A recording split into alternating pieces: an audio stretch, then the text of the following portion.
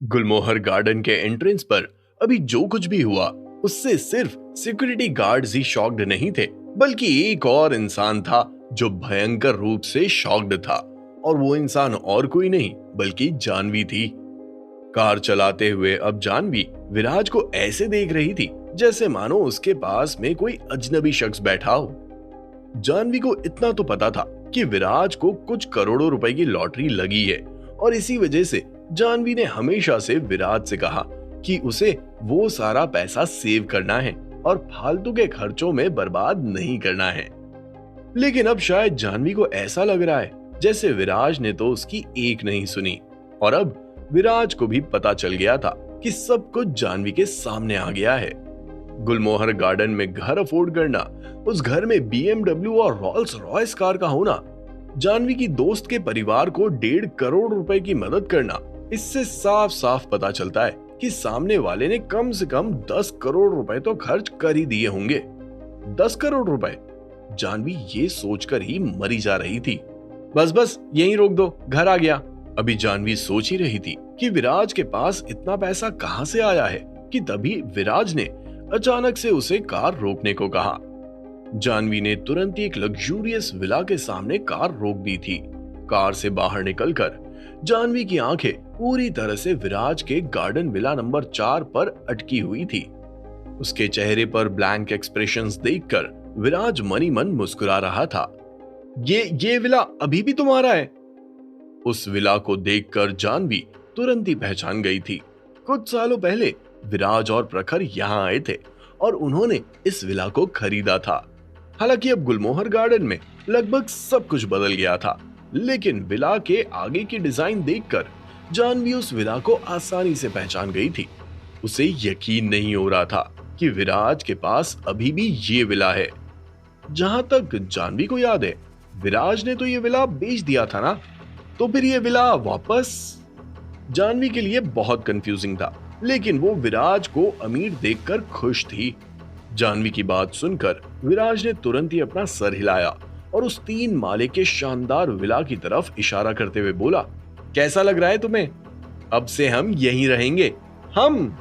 जैसे ही जानवी ने विराज के मुंह से निकले वो शब्द सुने, वैसे ही उसका दिल तेजी से धड़कने लगा था। अचानक से जानवी को लगने लगा कि उसकी लाइफ पूरी तरह से सॉर्ट हो गई है। अगर जानवी विराज के साथ रहेगी तो वो भी हाई क्लास और अपर क्लास लोगों की तरह अपना फ्यूचर निकाल सकती है। हालांकि उसके दिमाग का एक हिस्सा ऐसा कुछ सोच रहा था, तो दूसरा हिस्सा उसे अभी भी अनरियलिस्टिक दुनिया के दर्शन करवा रहा था। जानवी को अभी भी लग रहा था कि वो किसी सपनों की दुनिया में ट्रैवल कर रही है। हालांकि जब एक अनजान शख्स अचानक से जानवी के सामने आ गया तो जानवी काफी अनफेमिलियर महसूस करने लगी थी। विराज भाई, आप कहां चले गए थे? सुबह से दिखाई नहीं दिए, मैंने कितना ढूंढा, बताकर भी नहीं गए।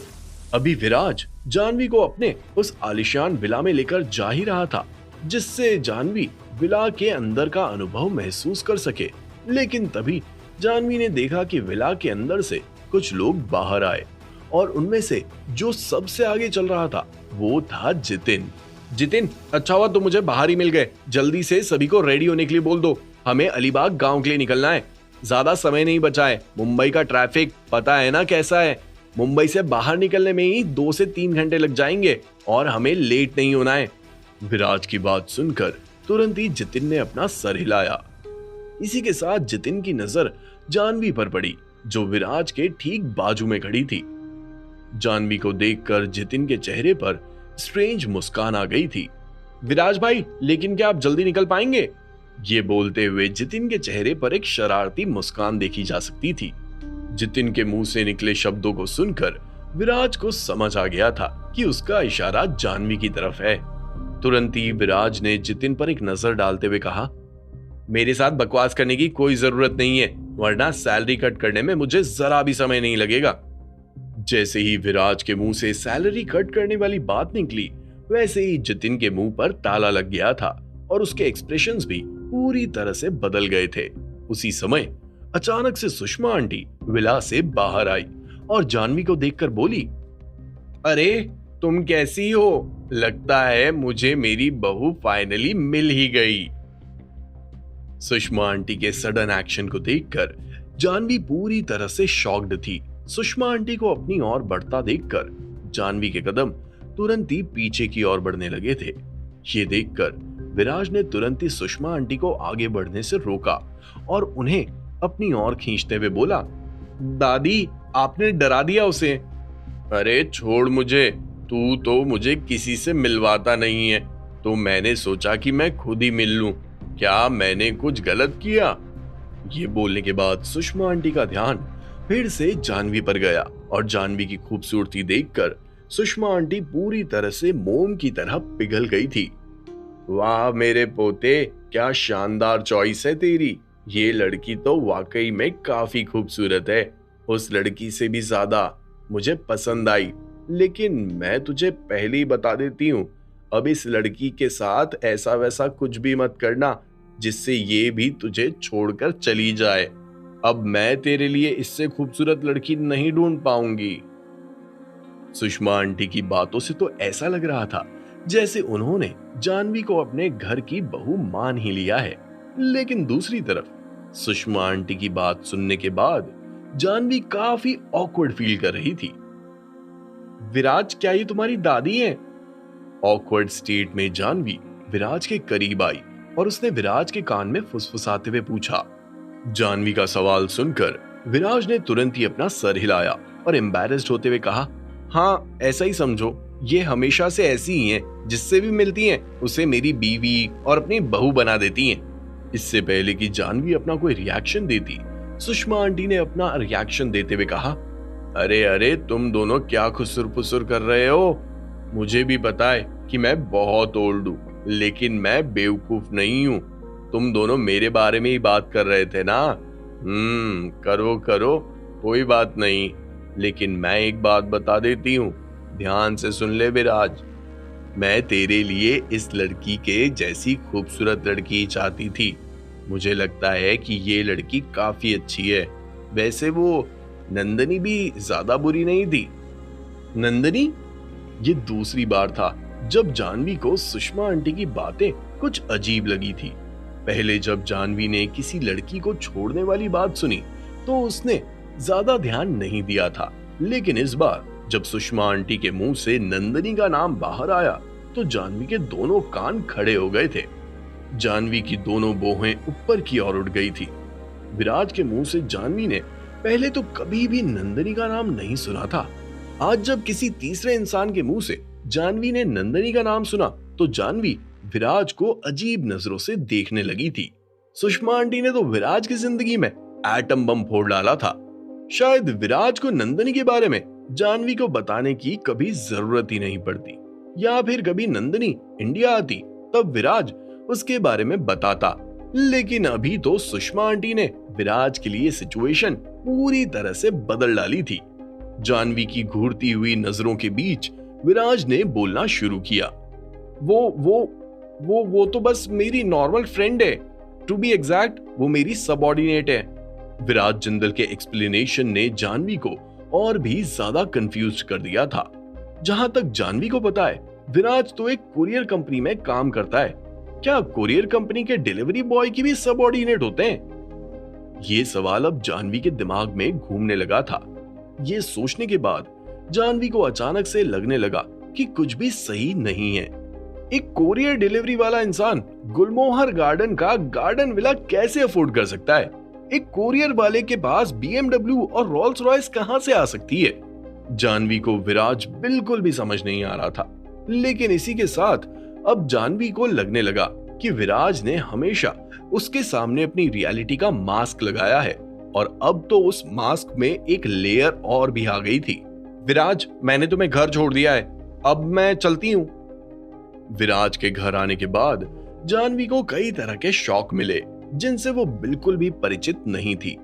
विराज की जिंदगी में नए लोग आ गए थे। विराज क्या था, क्या कर रहा था, ये सब जानवी के लिए अब एक पहेली बन गया था। जानवी को वहां बिल्कुल भी अच्छा नहीं लग रहा था, इसीलिए तुरंत ही जानवी ने अपनी बात कही और उसके कदम सीधा उसकी फोर्ड फीगो की तरफ बढ़ने लगे थे। विराज ने जानवी के बिहेवियर या फिर एक्सप्रेशंस में कोई भी चेंजेस नोटिस नहीं किए और तुरंत ही अपना हाथ हिलाते हुए जानवी से बोला, अच्छे से जाना, मैं वापस आने के बाद तुमसे कांटेक्ट करता हूँ। जानवी ने विराज की बात का कोई जवाब नहीं दिया। जल्दी से अपनी कार स्टार्ट की और गुलमोहर गार्डन से रवाना हो गई थी। जानवी के वहां से जाने के बाद विराज और उसकी पूरी पलटन भी जल्दी से तैयार हो गई और मुंबई से अलीबाग गांव के लिए निकल पड़ी थी। दूसरी तरफ अलीबाग गांव में आज ग्रैंड रिबन कटिंग सेरेमनी होने वाली थी। सारे पुख्ता इंतजाम किए जा चुके थे। साकिनाका टाउन के मेयर पीयूष चावला और मुंबई शहर के सुप्रीम कोर्ट के जज और बार काउंसिल के मेन मेंबर जनार्दन कोहली मौके पर पहुंच चुके थे। इसी के साथ साथ अलीबाग गांव और साकिनाका टाउन के आसपास जितने भी लीडर्स थे, पीयूष चावला ने उन्हें भी प्रोग्राम में शामिल कर लिया था और वो सब भी फंक्शन में पहुंच गए थे। साथ ही साथ अलीबाग गांव, साकिनाका टाउन और आसपास जितने भी छोटे बड़े गांव थे, उनका पूरा हुजूम इस फंक्शन को देखने के लिए उमड़ पड़ा था। कंस्ट्रक्शन वर्कर्स के साथ साथ टीवी जगत से जुड़े हुए मीडिया रिपोर्टर्स भी मौके पर पहुंच गए थे। करीब 2 से 3 हजार लोग इस सेरेमनी को देखने के लिए वहां पहुंच गए थे और दूर दूर तक कोई भी जगह खाली नहीं दिख रही थी। हर तरफ भीड़ ही भीड़ नजर आ रही थी, जो लगातार डायरेक्टर जिंदल साहब के नारे लगा रही थी। हमारा नेता कैसा हो, जिंदल साहब जैसा हो। एक तो ये नारा लगातार भीड़ के मुंह से सुनाई दे रहा था और एक दूसरा नारा था, वो मुझे काफी इनोवेटिव लगा। ये कहना गलत नहीं होगा कि गांव के लोगों में क्रिएटिविटी नहीं होती है। अलीबाग गांव तो अब पूरी तरह से फिट है क्योंकि हमारे जिंदल साहब हिट है। इस नारे ने तो मेरा दिल छू लिया था। जब डायरेक्टर जिंदल इस नारे को सुनेंगे तो उनका क्या रिएक्शन होगा, ये जानने के लिए हमें थोड़ा इंतजार करना पड़ेगा, क्योंकि डायरेक्टर जिंदल साहब अभी ऑन द वे हैं। कल जो कुछ भी पीयूष चावला ने गांव वालों से कहा, उसे वो लोग अच्छे से समझ गए थे। उन सभी लोगों को पता चल गया था कि उनका माई बाप डायरेक्टर जिंदल है, इसीलिए आज उन्होंने डायरेक्टर जिंदल के स्वागत का इंतजाम कुछ इस तरह से किया था।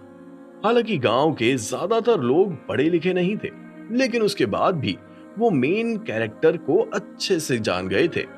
डायरेक्टर जिंदल के अलावा और कोई मेन कैरेक्टर भला कैसे हो सकता है।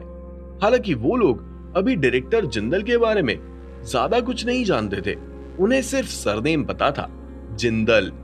उसके अलावा उन्हें और कुछ भी नहीं पता था। लेकिन आज वो डायरेक्टर जिंदल के बारे में सब कुछ जानने के लिए इकट्ठे हुए थे। गांव के मर्द इस फंक्शन को लेकर एक्साइटेड नहीं थे, बल्कि गांव की औरतें भी काफी उत्सुक थी और इस फंक्शन में बढ़ चढ़कर हिस्सा ले रही थी। वो सभी औरतें देखना चाहती थी कि एक करोड़पति बॉस दिखता कैसा है। क्या वो एक आम इंसान है जिसकी एक नाक और 2 आंखें हैं, या फिर वो कोई एलियन है जिसके पास इतना सारा पैसा है। विराज और उसकी पलटन लंच करने के बाद मुंबई से रवाना हुई थी, लेकिन वाकई में ट्रैफिक कुछ ज्यादा ही था और विराज को नहीं पता कि वो अलीबाग गांव कब तक पहुंचने वाले थे। फंक्शन के शुरू होने का समय शाम को 7 बजे डिसाइड किया था। रात को 11 बजे तो दारू पार्टी होने वाली थी, जिसके लिए पीयूष चावला बहुत ही ज्यादा एक्साइटेड था। हालांकि शाम के 6 बज गए थे, लेकिन अभी तक विराज जिंदल का कोई अता पता नहीं था। भीड़ की उत्सुकता को देखकर पीयूष चावला और जनार्दन कोहली के दिल में भंवरे गुनगुनाने लगे थे। क्या विराज सेरेमनी में समय पर पहुंच पाएगा? अगर विराज नहीं आ पाया तो फिर क्या होगा? क्या वो जमीन ललित मोदी के नाम हो जाएगी? आखिर विराज कहां अटक गया था? क्या कोई कांड हो गया था? अगर विराज ने उस रिबन को कट किया तो पब्लिक की तरफ से कैसा रिएक्शन मिलने वाला था? क्या आज पब्लिक अपने असली नेता को देख पाएगी, या फिर आज ऐसा कुछ होगा जिसके बारे में किसी ने सोचा भी नहीं था? जानने के लिए सुनिए cash on my mind, only on pocket FM।